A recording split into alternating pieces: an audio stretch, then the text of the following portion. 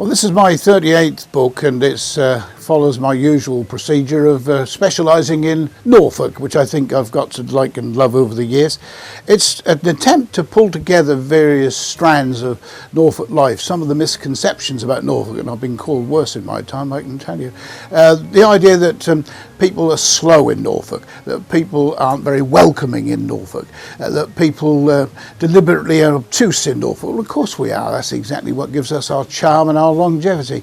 But at the same time, I think people should make some concessions and realise that Norfolk people have a lot to offer. And that's what I'm trying to do, to accept the fact that we do have certain characteristics that may make us a little bit different from the rest of the country. But isn't that wonderful? You go to Yorkshire, you expect a certain phlegmatic attitude towards things. You come to Norfolk, you expect people to be slightly diffident, especially when you start showing off or saying things are better elsewhere.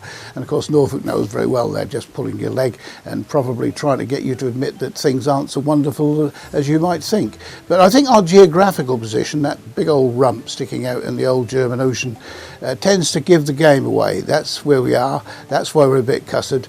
We don't have to answer directly to the rest of the country, and that's why I've tried to make it clear that we should be praised for these things rather than criticised.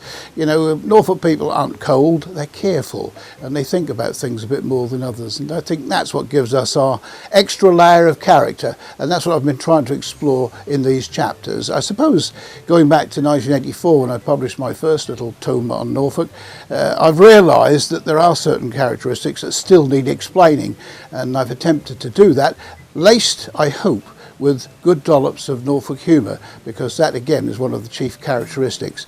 Norfolk people might tell you a very long and involved story, but there's usually a very good sort of kick at the end, laced in Norfolk dialect and humour, and that's what I've tried to do in these chapters.